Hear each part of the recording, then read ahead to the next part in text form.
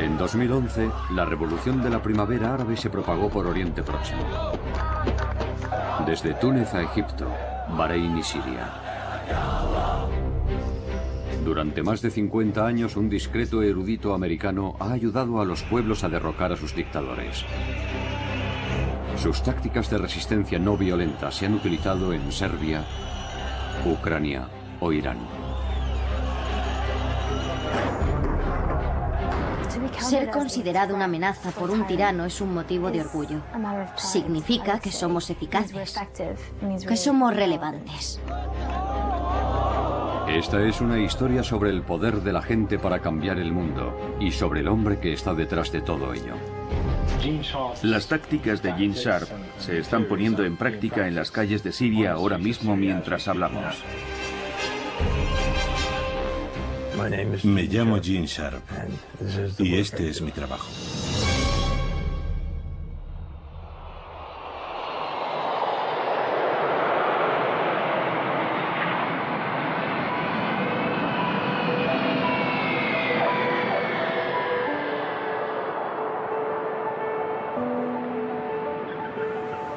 ¿Cómo describiría su trabajo?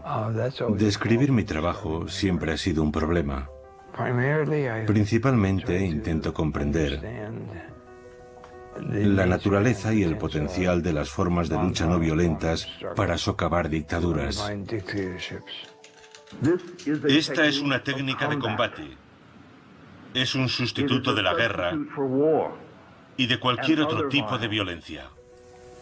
Su manual para la revolución, de la dictadura a la democracia, ha traspasado clandestinamente fronteras y ha sido descargado cientos de miles de veces. No sabemos muy bien cómo, pero sin duda lo ha hecho.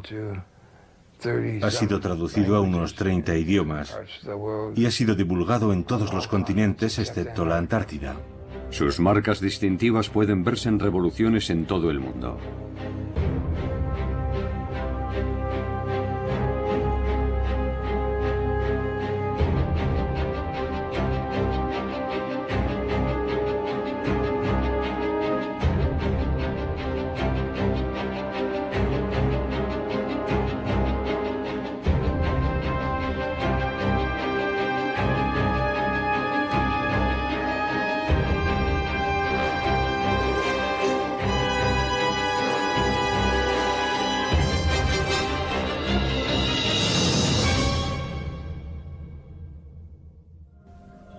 Los libros de Gene contienen 198 métodos de resistencia no violenta. Los famosos 198 métodos parecen haber tenido una extraordinaria respuesta. Son simplemente los 198 métodos específicos. Estas formas de rebelión son el boicot económico, la desobediencia civil, las protestas.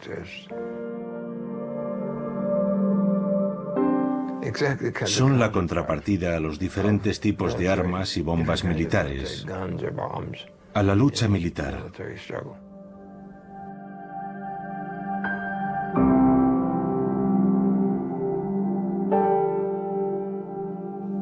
De esa forma tienen algo distinto a la violencia y la guerra, y siempre lo tendrán. En 1983, Sharp fundó la institución Albert Einstein para difundir la lucha no violenta. Durante años son muchos los que han venido aquí, a Boston Este, en busca de ayuda. Yamila Rakib lleva más de 10 años trabajando para Gene. Había estudiado su trabajo a un nivel muy básico, así que la mayor parte de mi aprendizaje tuvo lugar cuando entré en la institución. Y me enganchó.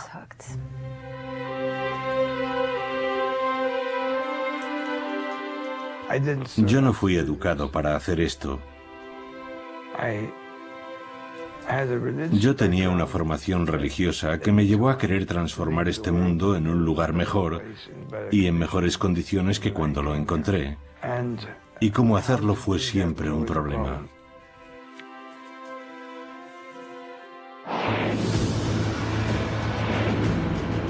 En 1953, Gene es enviado a prisión por rehusar su incorporación a la guerra de Corea. Me condenaron a 2 años, de los que cumplí 9 meses y 10 días. En aquellas circunstancias contabas los días igual que los meses, pero no creo que mi actitud sirviese para nada. Sirvió simplemente para mantener mi propia integridad moral, así que continué haciendo mi trabajo, que era lo realmente importante. Nunca conocí a Einstein, pero le escribí, no recuerdo cómo conseguí su dirección. Le dije, voy a hacer esto y voy a ir a la cárcel. Quería contarle que he escrito un libro sobre Gandhi, sobre 3 casos muy diferentes entre sí, acerca de la utilización de la lucha no violenta para la consecución de una mayor libertad, a través de medios no violentos. Y me contestó diciéndome que tenía muchas esperanzas, aunque también muchas dudas, y que le habría gustado tomar la misma decisión que había tomado yo, y que estaba muy interesado en leer el manuscrito que le había enviado. Y lo hizo, y escribió una introducción muy amable para el libro. Mientras estudiaba en Oxford, Jean tuvo su momento eureka, un nuevo análisis sobre el poder de la gente para derrocar a un tirano. Si puedes identificar las fuentes del poder de un gobierno, como la legitimidad, el apoyo popular, el apoyo institucional, entonces sabrás de qué depende la existencia de esa dictadura. Y puesto que todas esas fuentes de poder dependen de la buena voluntad, la cooperación y la obediencia de la gente y las instituciones, tu trabajo es bastante sencillo. Solo tienes que reducir ese apoyo, esa legitimidad, esa obediencia, y el régimen quedará debilitado. Si eliminas esas fuentes de poder, el régimen caerá. ¿Y cómo se sintió En el momento eureka, Sí, sentí un gran alivio, porque aquello fue lo que convirtió todo en realidad.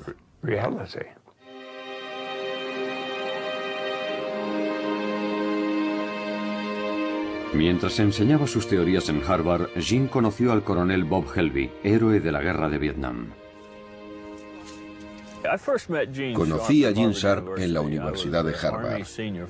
Yo estudié allí durante un año como investigador del ejército. Un día vi en el tablón de anuncios un aviso de un programa sobre sanciones no violentas a las 2 de aquella misma tarde.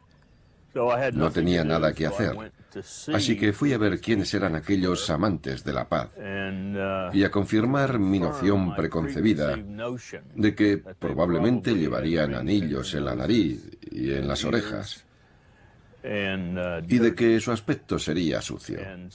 Así que fui a verlos y sorprendentemente su imagen no era esa. Su aspecto era totalmente normal. Y unos minutos después de habernos sentado, un caballero de baja estatura y voz amable tomó la palabra y dijo: me llamo Gene Sharp y nos hemos reunido aquí hoy para discutir sobre cómo tomar el poder político y negárselo a otros. Yo digo que la lucha no violenta es lucha armada. Y tenemos que arrebatar ese término a los defensores de la violencia, que intentan justificar con palabras bonitas ese tipo de lucha. Nosotros combatimos con armas psicológicas, armas sociales, armas económicas y armas políticas.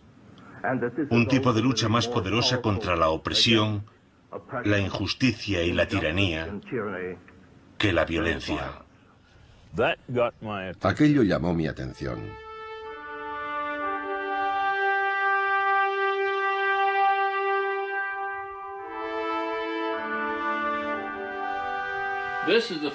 Esa es la bandera del 5º Batallón del 79 de Caballería de los Estados Unidos. El 7º de Caballería, como todos sabéis, era el regimiento del general Custer, que luchó y murió en la batalla de Little Big Horn. Este soy yo en mi juventud. Tenía mucho más pelo. Y este es el diploma de la Cruz por Servicio Distinguido que obtuve en Vietnam.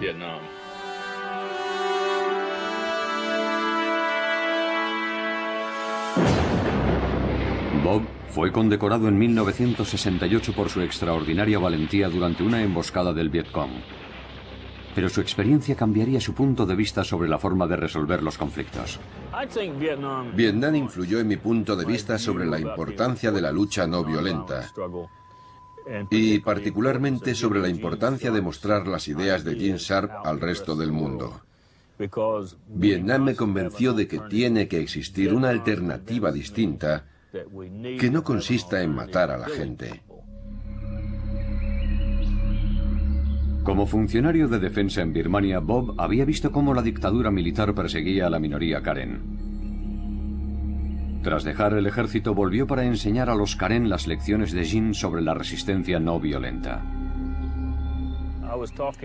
Estaba hablando con uno de los comandos Karen y de repente me dijo: ¿dónde demonios estaba esta información? Llevamos combatiendo y matando gente durante 20 años. ¿Cómo es que no sabíamos esto?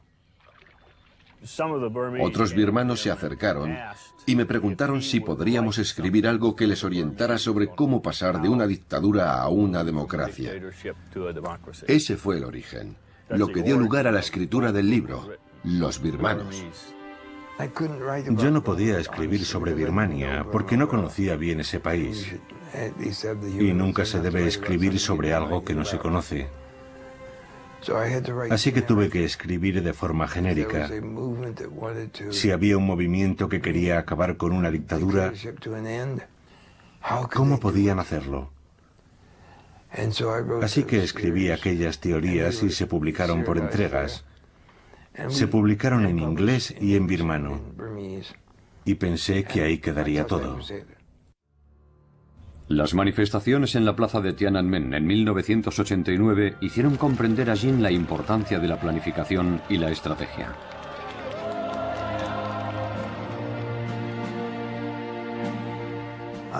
Fui a Pekín cuando las protestas de la plaza de Tiananmen ya estaban en marcha. Aquel acontecimiento no tuvo lugar solo en Pekín. Protestas similares estaban teniendo lugar en otras 350 ciudades de China. Pero no se planificaron, no se tomaron decisiones estratégicas, como cuánto tiempo había que permanecer en la plaza y cuándo había que abandonarla. Los estudiantes no tenían un plan, estuvieron improvisando constantemente. Y más tarde supimos que muchos de aquellos ciudadanos chinos que estaban en la calle protestando fueron tiroteados y asesinados. La idea de que la improvisación te proporcionará un gran éxito es absurda. Es exactamente lo contrario. Si no sabes lo que estás haciendo, lo más probable es que te metas en graves problemas.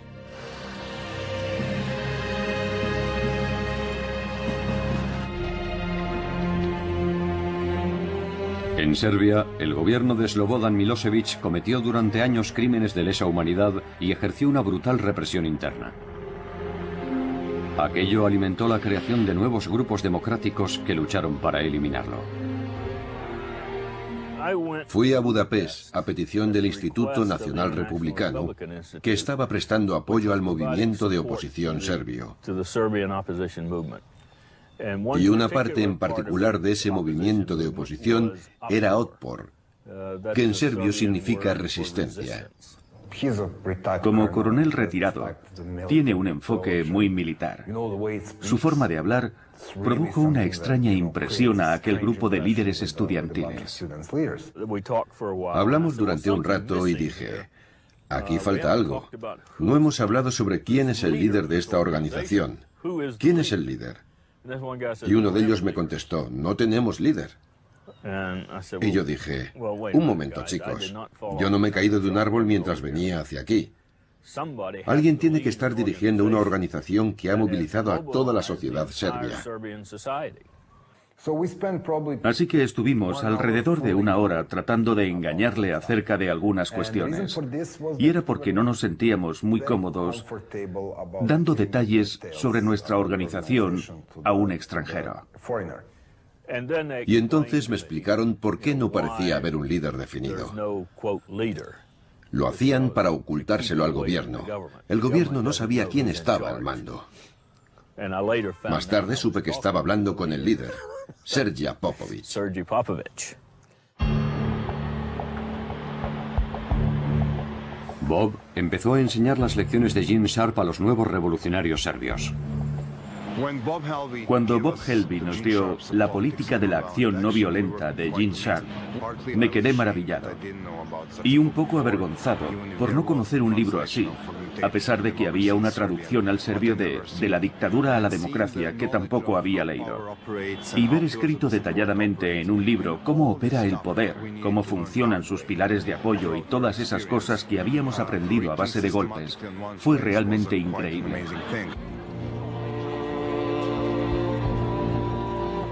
Una de las primeras tareas fue crear un símbolo de la resistencia que unificara a la gente. Es obvio que somos mayoría. Si pudiéramos reconocer a todos aquellos que están contra Milosevic, por ejemplo, saludándonos con el puño, podríamos acabar con él en unos cuantos años.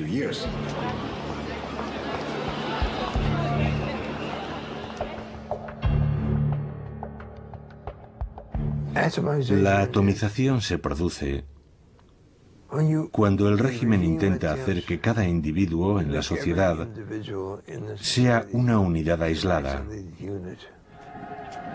Es una de las principales formas de control de estos sistemas. Hacer que la población, que la gente, se tenga miedo, que tenga miedo a hablar, a actuar en grupo, que nunca le digan a un vecino, o incluso a veces a un miembro de su familia, lo que piensan realmente. Al ver el ejemplo de demostración de valentía por parte de otras personas, pasamos a ser nosotros. Y nosotros podemos hacer cosas que yo solo no podría.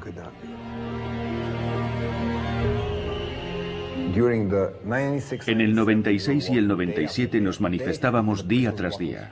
La policía nos bloqueaba y cada día éramos menos, porque era muy aburrido seguir en la calle durante el duro invierno. Así que dijimos, ¿por qué no vamos a casa y hacemos ruido desde nuestros balcones?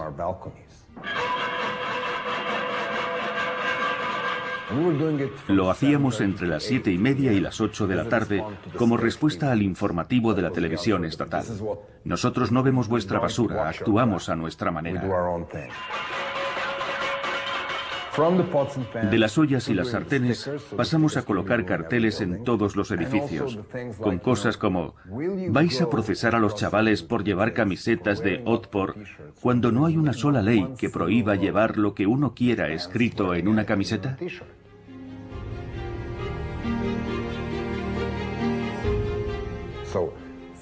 Así que los policías que entraban en los institutos y detenían a estudiantes solamente por llevar la camiseta, luego iban a casa y hablaban con su mujer, cuya amiga se estaba quejando porque su hijo había sido detenido. O tenían que hablar con su propio hijo, que venía de su colegio, en donde nadie quería estar con él o con ella, porque su padre estaba pegando a chavales de su barrio. Y así, la opresión sistemática dejó de funcionar.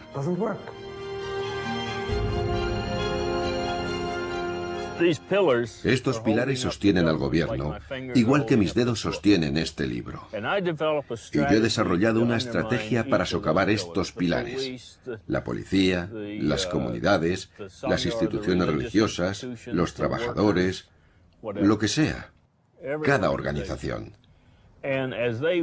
Y a medida que se van debilitando y empiezan a derrumbarse, el gobierno se derrumbará cuando los pilares estén rotos. Lo ideal es que esos pilares no queden destruidos, sino que sean traspasados al movimiento democrático. Tienes que fagocitar esos pilares, y eso es lo que la resistencia serbia ha hecho. Decirle a la policía que todos somos víctimas del mismo sistema. No tiene sentido librar una guerra entre víctimas y víctimas, aunque unas lleven uniformes azules y las otras pantalones vaqueros. No debemos luchar entre nosotros. Y esa táctica funcionó en Georgia, en Ucrania y en muchos otros lugares del mundo.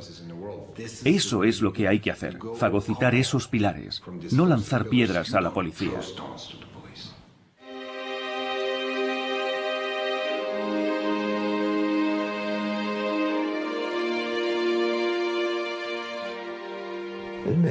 Hay mucha gente en situaciones de conflicto a la que le gustaría utilizar la violencia, pero sus adversarios casi siempre tienen muchas más armas militares, más armas violentas que los resistentes potenciales. Si como resistente eliges luchar con la violencia, tu adversario tendrá todas las ventajas, porque estás eligiendo luchar con las mejores armas que él posee. Pero puedes elegir luchar con armas no violentas, que son mucho más difíciles de contrarrestar para tu adversario.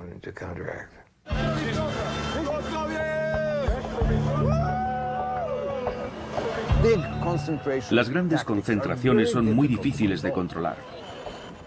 Puedes tener a 20.000 manifestantes pacíficos, pero si hay un idiota rompiendo ventanas, centrará la atención de todos los informativos, y eso puede socavar todo el movimiento.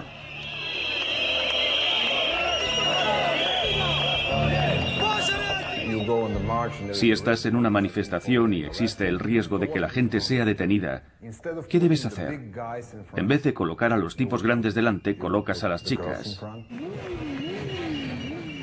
Colocas a las abuelas, a los militares veteranos, de manera que la policía vea caras amistosas. Esa gente llevará flores y banderas y estará sonriente. Así haces la situación menos amenazadora y reduces enormemente las probabilidades de que se produzcan actos violentos. El 5 de octubre fue el triunfo de una estrategia, pero no fue así como lo vieron muchos espectadores o medios como la CNN. Ellos solo vieron gente, estruendo y nada más, pero fue el resultado de 10 años de intentos, 2 años de resistencia de Otpor y 5 campañas. Estábamos determinando la victoria en las elecciones. En septiembre de 2000, Serbia acudió a las urnas. La resistencia sospechaba que Milosevic amañaría las elecciones. Nosotros sabíamos que Milosevic perdería y sabíamos que no aceptaría la derrota.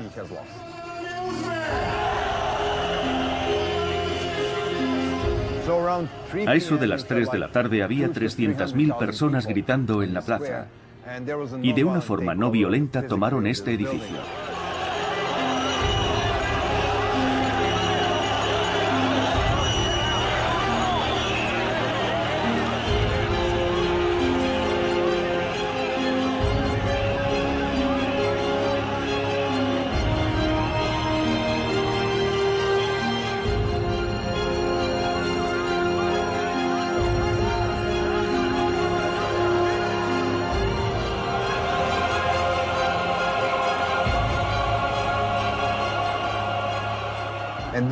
Cuando la gente entró en el edificio aquel 5 de octubre, encontró muchas papeletas premarcadas para Milosevic. Era allí donde se estaba llevando a cabo la trampa, en la segunda planta del edificio.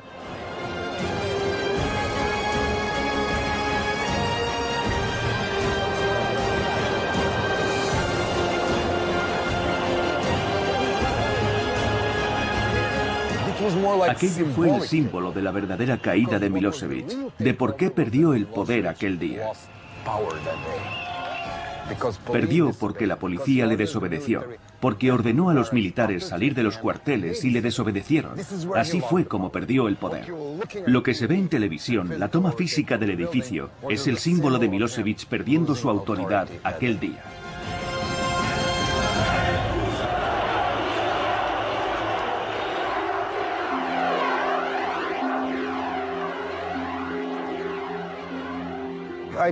Lo que aprendimos de Bob, el pensamiento y la escritura de Gene Sharp, ha influido en nuestra forma de pensar y ha hecho nuestra lucha más eficaz en un momento muy importante, cuando estábamos preparándonos para la lucha decisiva. Creo que lo que Bob y Gene están haciendo es valiosísimo en todo el mundo. Y aunque las revoluciones no violentas no pueden ser exportadas o importadas, el saber cómo aplicar la lucha no violenta sí puede transmitirse. Y se está transmitiendo ahora mismo, mientras hablamos. Sentí una gran satisfacción porque se hubiese llevado a cabo una revolución no violenta. No hubo violencia por parte de la oposición democrática. Y eso demuestra que todas esas teorías que Jean ha estado exponiendo año tras año son alternativas realistas al conflicto violento. Después de lo de Serbia, estuvimos trabajando con georgianos, ucranianos, moldavos, iraníes, personas de Zimbabue, Colombia, Guatemala, Papúa Occidental, de lugares del mundo que no podría señalar en un mapa.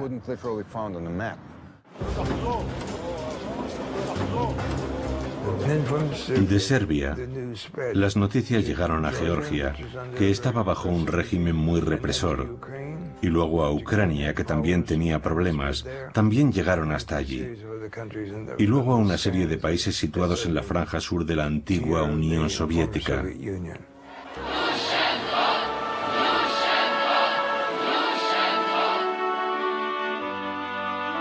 Vladimir Viatrovich, uno de los líderes de la Revolución Naranja de Ucrania, utilizó el libro de Jean para convencer a los activistas de que había una poderosa alternativa a la violencia.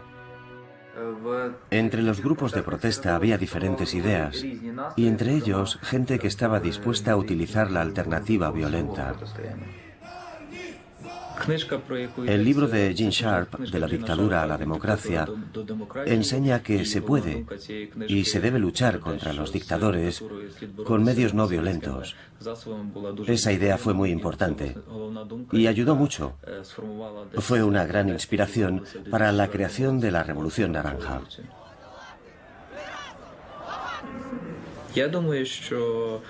El libro de Gene Sharp aquí era conocido solamente por unas 10.000 personas, pero sus ideas eran utilizadas por cientos de miles que no sabían que aquellas ideas eran de Sharp.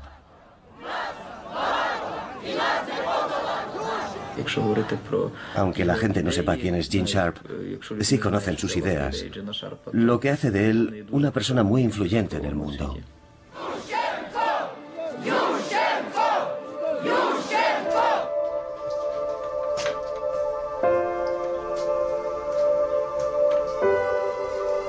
En el último piso de la casa de Jean está su refugio, su invernadero de orquídeas. Requieren bastante trabajo. Se han convertido en algo muy importante, porque son unas plantas a las que puedo tratar como necesitan ser tratadas. No hay que esperar milagros, pero si no tratas a una orquídea como se merece, o a cualquier otra cosa en la vida, no proliferará.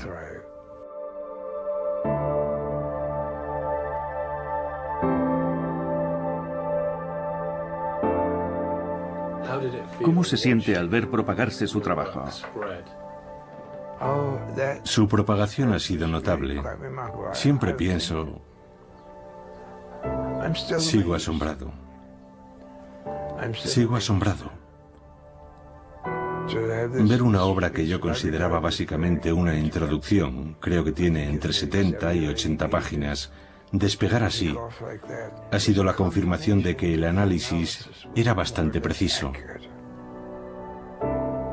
No se ha propagado gracias a un anuncio, a una buena publicidad. Se ha propagado porque la gente lo ha encontrado útil, lo ha encontrado importante.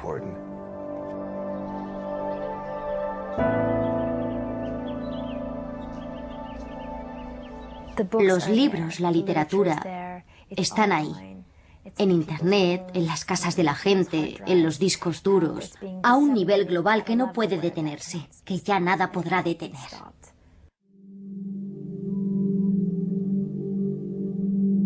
Hay gente que se esfuerza en desacreditarnos.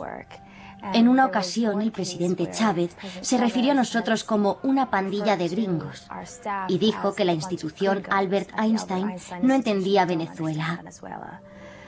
Y yo pensé, puede que no comprendamos del todo la situación de Venezuela, que es probablemente muy compleja, pero yo no soy un gringo. Gene Sharp, George Bush y sus ideólogos de este golpe suave mecha lenta, señores, este plan de ustedes aquí en Venezuela, olvídense. En 2008 el gobierno iraní emitió un vídeo propagandístico acusando a Jean de trabajar para la CIA. La Casa Blanca, Washington, D.C. Gene Sharp, el teórico de la desobediencia civil y de las revoluciones de terciopelo, que ha publicado tratados sobre esta materia, es uno de los agentes de la CIA, encargado de la infiltración estadounidense en otros países. Viendo nuestra oficina pueden comprobar lo bien subvencionados que estamos. En cierto sentido me impresionó que estuviésemos en su radar, que mostrasen a Gene sentado en la Casa Blanca, y pensé, ojalá los de la Casa Blanca se reunieran con nosotros y nos escuchasen, pero no lo hacen. Trabajamos en esta pequeña oficina sin ninguna conexión con ellos. Simplemente no ha sucedido. Nosotros no hacemos eso. No somos bajo ningún concepto una organización de la CIA, y es realmente irónico, porque vemos muy a menudo esas acusaciones en la prensa, y siempre nos preguntamos de dónde vienen. Tras las elecciones iraníes en 2009, la oposición declaró que el resultado había sido amañado. Miles de personas desfilan por la Gran Avenida, todas caminando en la misma dirección. Los manifestantes portan banderas verdes y la gente va mostrando la V con los dedos en señal de victoria. Yo dudaba de que la gente se manifestase después de las advertencias, pero estaba equivocado. Miles de manifestantes salieron a las calles de Teherán.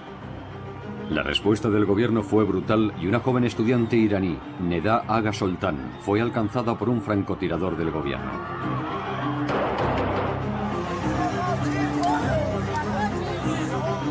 Su imagen se convirtió en la llamada a la movilización.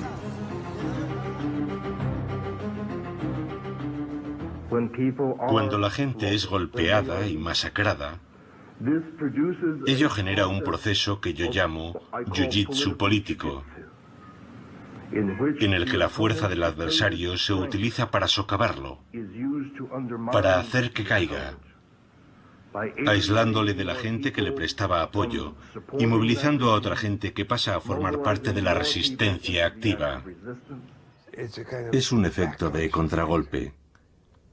Si el régimen es tan brutal, en vez de intimidar a la gente, que es lo que intenta, lo que consigue es que otros grupos e instituciones dejen de cooperar con él y de obedecerle.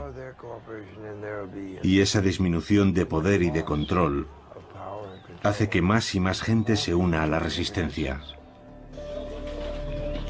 Iason Athanasiadis fue arrestado mientras informaba sobre la Revolución Verde. El segundo día tras mi detención me llevaron ante el fiscal jefe. Cuando me quitaron la venda de los ojos me preguntó, ¿sabes por qué estás aquí? Yo contesté, no tengo ni idea, solo sé que me arrestaron hace 2 días. Y él me dijo, hay una acusación muy seria contra ti. ¿Cuál es?, pregunté. Y me dijo, ¿no lo sabes? Espionaje. Él acarició su ordenador portátil y dijo, este ordenador contiene una traducción a la lengua persa de un libro de Gene Sharp, De la dictadura a la democracia, que es un manual para insurrectos. Un manual que proporciona docenas de sencillas instrucciones con las que derrocar a un gobierno legítimo, a cualquier clase de gobierno. Yo he leído ese libro, y mis colegas también. Los organizadores del levantamiento fueron acusados de utilizar más de 100 de los 198 métodos de Gene Sharp. Lo que su libro hace es enseñar a la gente que ella misma puede ser responsable de su propio futuro, de su propia liberación. La gente está empezando a liberarse. No tiene que depender de un poder externo. Este es Serja, mi gato, llamado así en honor de Serja Popovich. No tienen que depender de un poder externo, pueden hacerlo ellos mismos. ¿Y puedes imaginar lo feliz que eso hace sentirse a un país? Lo hemos hecho nosotros. Por eso es tan importante que transmitamos ese conocimiento.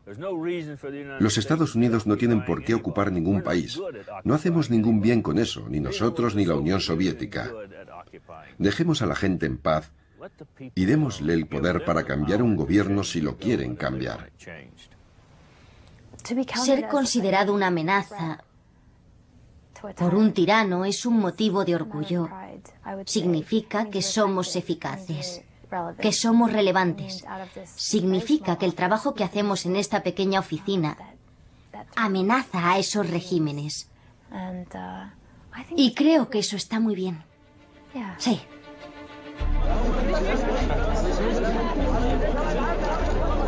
Este fue el principio de la revolución egipcia. El levantamiento fue espontáneo, pero los grupos democráticos egipcios llevaban años trabajando en la estrategia.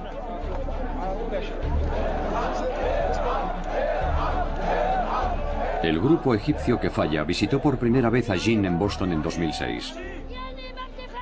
5 años después, antiguos revolucionarios serbios estaban entrenando a nuevos grupos en El Cairo. Y la Hermandad Musulmana Egipcia colgó el libro de Jin, traducido al árabe, en su página web. Cuando llegó el momento estaban preparados para liderar la revolución. Conectamos en directo con la Plaza Tahrir, la Plaza de la Liberación. Rory, conocemos las altas medidas de seguridad que se iban a tomar alrededor de la plaza. ¿Se respira un ambiente diferente al de ayer o al de antes de ayer? Sí, hoy el ambiente es increíble. El sector de la sociedad egipcia que abandonó la Plaza Tahrir ayer ha vuelto reforzado. Han conseguido reactivar la protesta. Hay niños muy pequeños, mujeres, ancianos, la gente canta y baila. Hay muchos instrumentos musicales en la plaza. Y está más llena de lo que ha estado estos días. Ahmed Maher era uno de los líderes del Grupo Democrático Egipcio 6 de abril. Estábamos esperando a que ocurriera algo que encendiese la llama, que provocase un gran movimiento de personas. Y ocurrió en Túnez.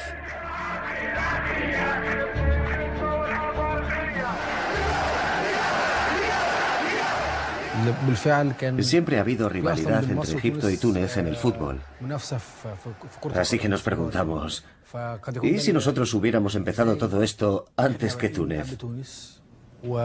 ¿Por qué ha empezado Túnez la revolución antes que nosotros? Todo el mundo escribía en Internet. La respuesta es Túnez.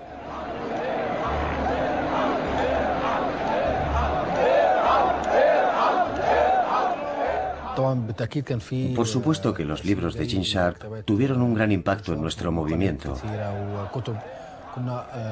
Y también encontramos en Internet otros libros y películas que, al igual que Gene Sharp, hablaban de la poderosa lucha no violenta, de cómo desarrollar esa lucha no violenta y ponerla en práctica para conseguir nuestros fines. Así que hubo muchas fuentes de inspiración para esa idea. La protesta pacífica crecía y el presidente Hosni Mubarak intentó intimidar a los manifestantes con armamento bélico.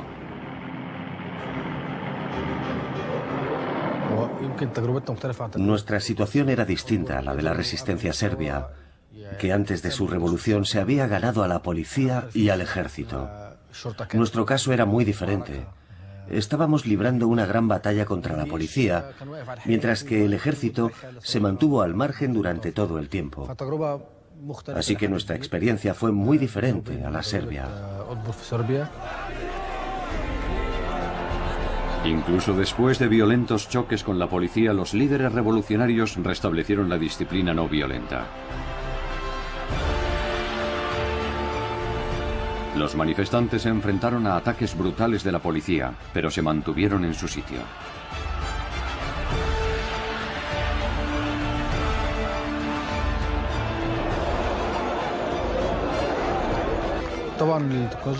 La tecnología jugó un papel vital a la hora de comunicar y extender nuestro mensaje.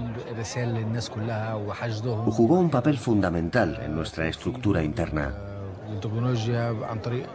Gracias a ella pudimos contactar con la gente que vive en las provincias, a muchos kilómetros de distancia. Pudimos mantener reuniones a través de un grupo secreto en una página de Facebook. Y también utilizamos Skype para estar en contacto continuo y planear nuestra estrategia.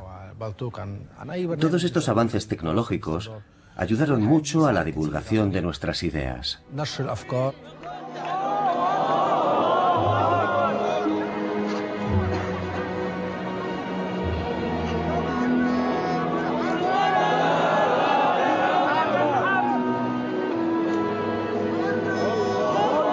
Mientras los musulmanes y los cristianos se protegían mutuamente durante sus rezos, sus líderes trataban de ganarse el apoyo del ejército. ¿Qué hizo que el ejército nos apoyase al final? El ejército, a fin de cuentas, proviene del pueblo. Sus miembros son parte del pueblo y tiene un importante papel nacional. El papel de la policía tenía más que ver con el amaño en las elecciones y la protección a los corruptos. Luchaba por asegurar su supervivencia.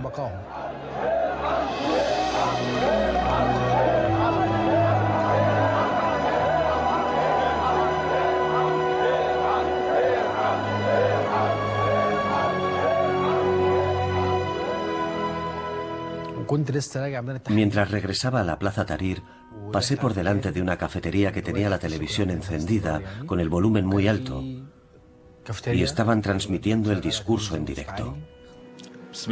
En nombre de Dios misericordioso y compasivo, conciudadanos, teniendo en cuenta las difíciles circunstancias por las que atraviesa nuestro país, el presidente Hosni Mubarak ha decidido renunciar a su cargo como presidente de la República.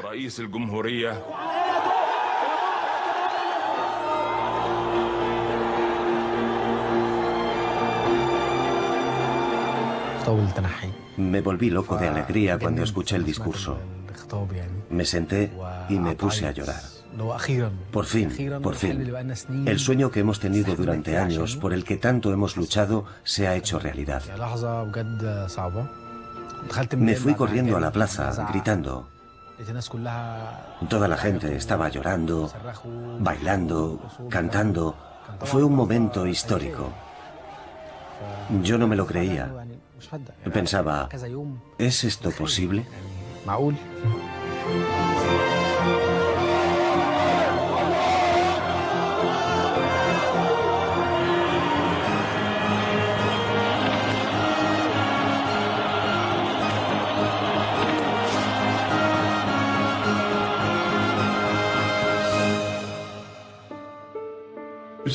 Alguien sabía muy bien lo que estaba haciendo. Y no necesitamos que nadie nos atribuya o me atribuya el mérito si no es merecido o no está documentado.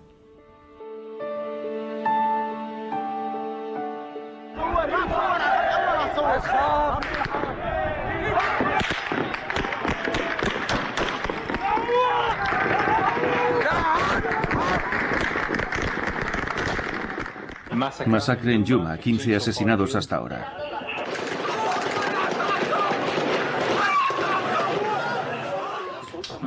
Osama Monayed es experto en comunicaciones y uno de los líderes del levantamiento sirio.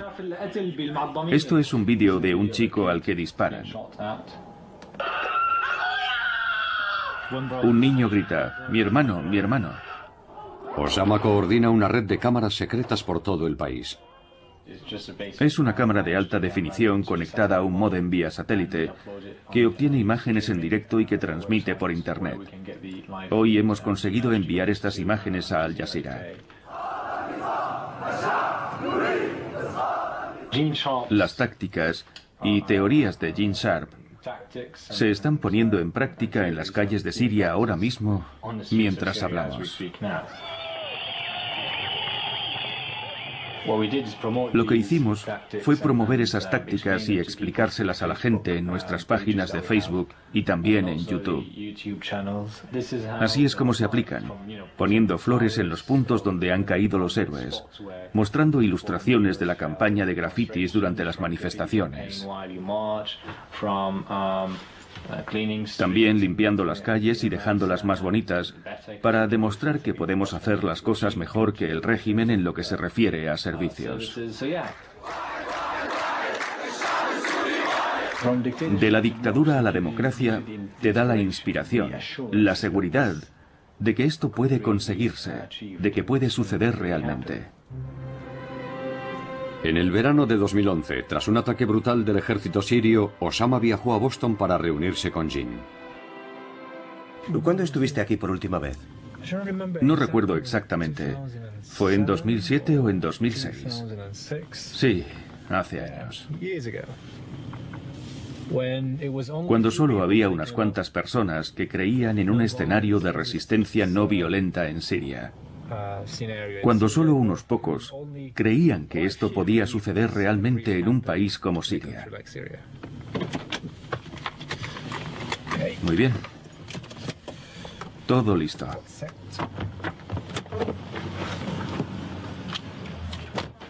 Jin. Hola. Hola, qué alegría verte otra vez. Qué alegría. Me alegro de verte. Yo también. ¿Cómo estás? Vamos tirando. Es fantástico que hayas encontrado un hueco para venir a saludarme. El placer es mío.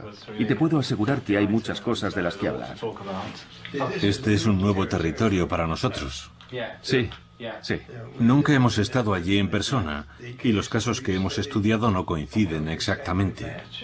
Es un hombre tan humilde y tan sensato. Y hablando con él te das cuenta de lo increíble que resulta que todos estos extraordinarios escritos provengan de esa pequeña oficina en el viejo Boston. Es realmente interesante. Tal vez hay una cosa que se ha aprendido, entre comillas, de Túnez y Egipto, y que yo considero un error, un grave error, y es que el gobernante existente tenga que dimitir. No tiene que dimitir. Si le quitas todos los apoyos que lo sostienen, caerá, independientemente de lo que él quiera hacer. Esa es la diferencia entre la coerción no violenta, cuando tiene que dimitir porque se le obliga a hacerlo, y la desintegración, cuando el régimen sencillamente se desmorona. Ya no queda nadie con poder suficiente para dimitir. Si Einstein fue el genio de la física, Gene Sharp es el genio de las libertades, de cómo conseguir las libertades.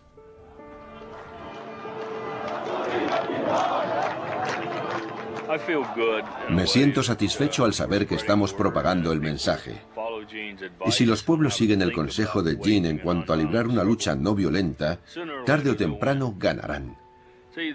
La ventaja que tenemos utilizando este tipo de lucha, el pueblo contra el tirano, es que mientras no nos rindamos, nunca seremos derrotados.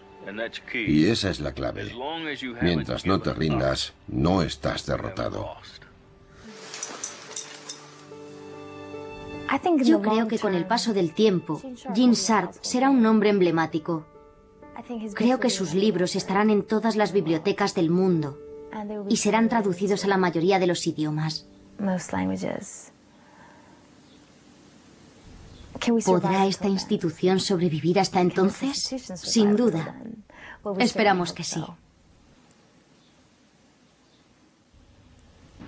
La acción no violenta políticamente significativa ha tenido lugar en al menos los siguientes países: Guatemala, Australia, Tailandia, Birmania, China, Japón, Georgia, Irán, Kurdistán, Rusia, Serbia, Ucrania, Venezuela, Vietnam, Zimbabue y seguramente haya alguno más.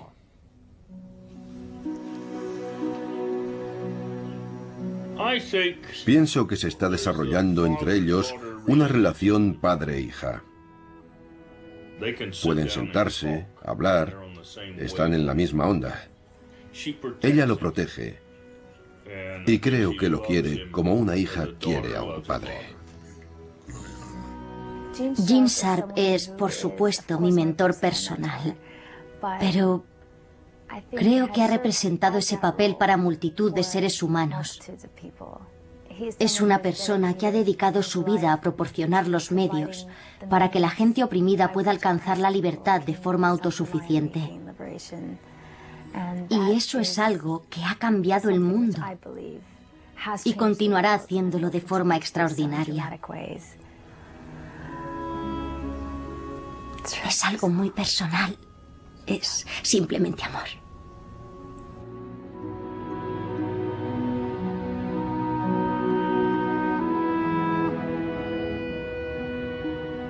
A veces la gente me pregunta qué es lo que quiero realmente. ¿Tengo un sueño? Claro que lo tengo. Sueño con que la gente oprimida del mundo sea capaz de aprender de los datos disponibles y de las nuevas experiencias. Sueño con que este tipo de lucha no violenta se pueda utilizar para la liberación de toda opresión y para sustituir a los conflictos militares y violentos, de forma que ya no tengamos que librar batallas contra el terrorismo, porque las personas que podrían haberse convertido en terroristas han elegido utilizar este tipo de lucha para ayudar a la gente oprimida y cambiar así sistemas políticos en todo el mundo. Me llamo Gene Sharp y este es mi sueño.